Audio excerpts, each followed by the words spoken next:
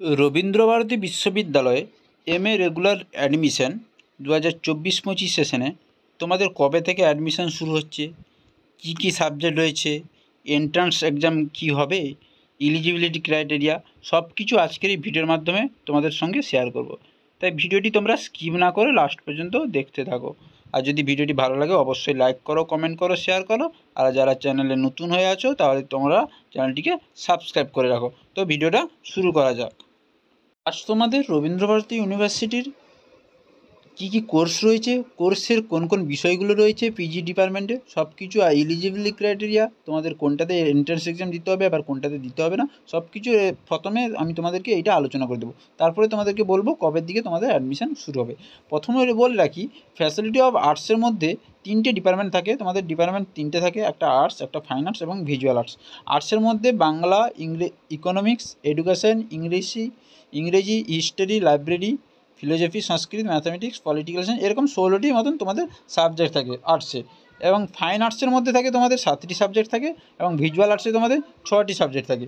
তো বোঝা গেল, এই হচ্ছে ডিপার্টমেন্টে তোমাদের তিনটি ডিপার্টমেন্ট, আর্টস, ফাইন আর্টস এবং ভিজুয়াল আর্টসে তোমাদের তিনটি ডিপার্টমেন্টে, এই তিনটি ডিপার্টমেন্টে বিভিন্ন রকম তোমাদের এমএ এবং ইউজি সাবজেক্ট তোমাদের থাকে।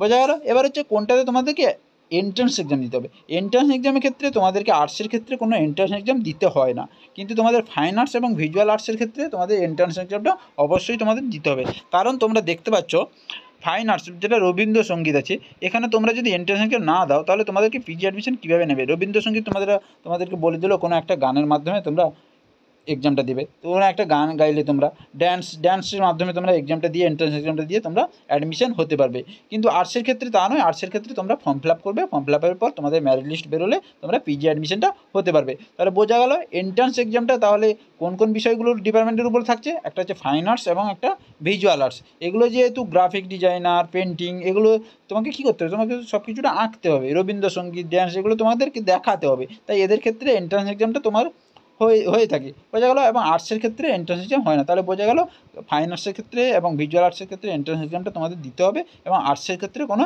এক্সাম হয় না। এই হচ্ছে ডিপার্টমেন্ট। এবার হচ্ছে এলিজিবিলিটি ক্রাইটেরিয়া কী থাকছে। এলিজিবিলিটি ক্রাইটেরিয়া তোমাদেরকে দেখাচ্ছি। তোমরা দেখছো ফার্স্ট প্রোগ্রাম হচ্ছে কি বেঙ্গলি। তোমরা যদি এখানে দেখো বিএ অনার্সও চলছে, এমএ আছে, এমফিল আছে। তাহলে এমএ তোমরা যদি করো তাহলে তোমার ক্ষেত্রে কী লাগছে, BA honours in Bengali from UGC recognise university. তাহলে তোমাকে বিএ অনার্স করতে হবে যে কোনো একটা ইউনিভার্সিটি থেকে, ইউজিসি রিকগনাইজ ইউনিভার্সিটি থেকে তোমাকে বিএ অনার্স করলে তুমি এমএ রবীন্দ্রভারতী ইউনিভার্সিটিতে ভর্তি হতে পারবে।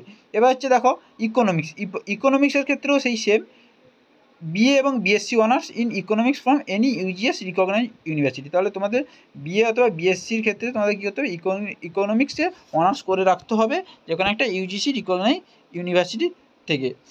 এই গেল ইকোনমিক্স। এবার হচ্ছে দেখো তোমরা এডুকেশনেও এমএ করা যায় এখানে রবীন্দ্রভারতী ইউনিভার্সিটিতে। এখানেও বিএ অনার্স, গ্র্যাজুয়েটে তোমাদের কী করতে থাকতে হবে, বিএ অনার্স থাকতে হবে।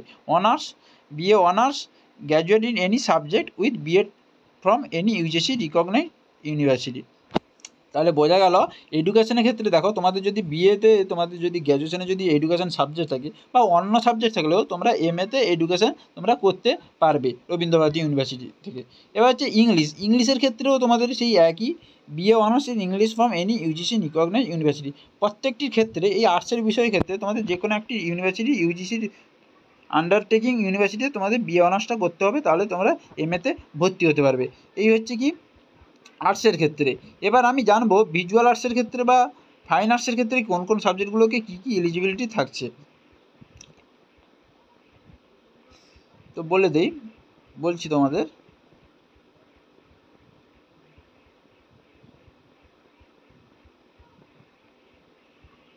হ্যাঁ, দেখতে পাচ্ছ এখানে দেওয়া আছে, দেখো এখানে দেওয়া আছে রবীন্দ্রসঙ্গীত ফাইন আর্টসের ক্ষেত্রে তোমাদের এমএ করতে হলে তোমাদের এলিজিবিলিটি কী থাকছে, MA or BA honours in Rabindrasangeet or any other subject from any UGC recognise subject.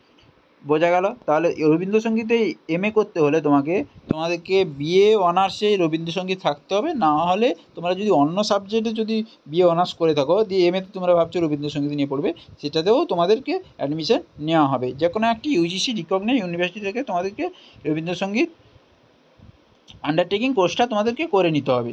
বোঝা গেল। এবার ভোকাল মিউজিকের ক্ষেত্রে কী থাকছে, ভোকাল মিউজিক্যাল ক্ষেত্রে এলিজিবিলিটি থাকছে এর ক্ষেত্রে এখানেও সেই সেম বিএ অনার্সে তোমাদের মিউজিক বা এনি সাবজেক্ট তোমাদেরকে ইউজিসি রিকগনাইজড ইউনিভার্সিটি থেকে একটা তোমাদেরকে গ্র্যাজুয়েশন কোর্স করে নিতে হবে, দিলে তোমরা ভোকাল মিউজিকে অ্যাডমিশন হতে পারবে। এই হচ্ছে ফাইন আর্টসের ক্ষেত্রে। এবার হচ্ছে ভিজুয়াল আর্টসের ক্ষেত্রে কী থাকছে, আমি একটা করে সাবজেক্ট, প্রত্যেকটা সাবজেক্ট দেখাচ্ছি না, এলিজিবিলিটি ক্রাইটেরিয়া সবগুলো সাবজেক্টে একই এলিজিবিলিটি ক্রাইটেরিয়া থাকে।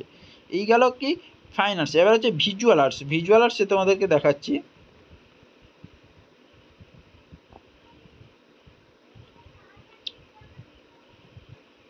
ভিজুয়াল আর্টস দেখতে পাচ্ছ তোমরা পেন্টিং। পেন্টিংয়ের ক্ষেত্রে তোমরা কী করতে পারো, বিএফএ বা এমএফএ যদি তোমরা করো তাহলে তোমাদের কী করতে থাকতে হবে, তাহলে বিএফএতে তোমাদের ইউজিসি রিকগনাইজড ইউনিভার্সিটি থেকে যে কোনো একটা কোর্স তোমাদেরকে করে রাখতে হবে, পেন্টিংয়ের কোর্স করে রাখতে হবে, দিলে তোমরা এমএফএ ভর্তি হতে পারবে। এখানে বলে রাখি, রবীন্দ্রভারতী ইউনিভার্সিটি তোমরা বিএও করতে পারো, এমএও করতে পারো, পিএইচডিও করতে পারো, কিছু কিছু সাবজেক্ট এমফিলও আছে। তো বোঝা গেল এই সাবজেক্টগুলো তোমাদেরকে এলিজিবিলিটি লাগছে। তাহলে বোঝা গেল যে কোনো সাবজেক্টে তুমি এমএ ভর্তি হলে তোমাদের এলিজিবিলিটি ক্রাইটেরিয়া কী লাগছে, তোমাদেরকে এলিজিবিলিটি ক্রাইটেরিয়া লাগছে যে কোনো একটি রিকগনাইজড ইউনিভার্সিটি থেকে তোমাদেরকে বিএ অনার্স করতে হবে। আর কিছু সাবজেক্ট থাকছে যেগুলোতে কি বিএ অনার্স থাকলে সেই সাবজেক্টের উপর বিএ অনার্স করতে হবে, বা অন্য সাবজেক্ট থাকলেও তোমরা এমএতে ওই অন্য সাবজেক্টের উপর কোর্সটি তোমরা করতে পারবে। তাহলে বোঝা গেল ফাইন আর্টস, ভিজুয়াল আর্টস এবং আর্টসের কী কী এলিজিবিলিটি এবং কী কী কোর্স সাথে বোঝা গেল, এন্ট্রান্স এক্সাম কোনগুলোর করতে হচ্ছে সেগুলো বোঝা গেল।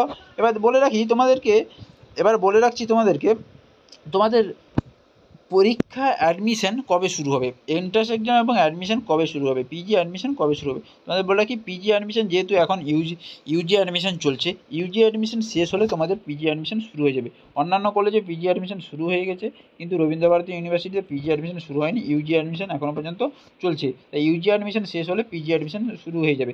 তো তবুও তোমাদের বলে রাখি একটি ডেট, সম্ভবত ডেটটা বলে রাখি, সেপ্টেম্বরের ফার্স্ট উইকের দিকে তোমাদের পিজি নোটিফিকেশানটা বেরিয়ে যাবে, এমএ রেগুলার পিজি অ্যাডমিশনের নোটিফিকেশান বেরিয়ে যাবে। তাই তোমাদেরকে বলে রাখি, ইউনিভার্সিটির ওয়েবসাইটে তোমরা ফলো করে রাখবে।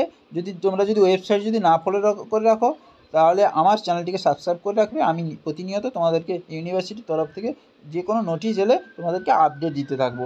তো বোঝা গেল, এই ছিল আজকের এই আপডেট। ভিডিওটি যদি ভালো লাগে অবশ্যই লাইক করো, কমেন্ট করো, শেয়ার করো এবং চ্যানেল নতুন হয়ে থাকে চ্যানেলটিকে সাবস্ক্রাইব করে রাখো। পরের ভিডিওতে দেখা হচ্ছে।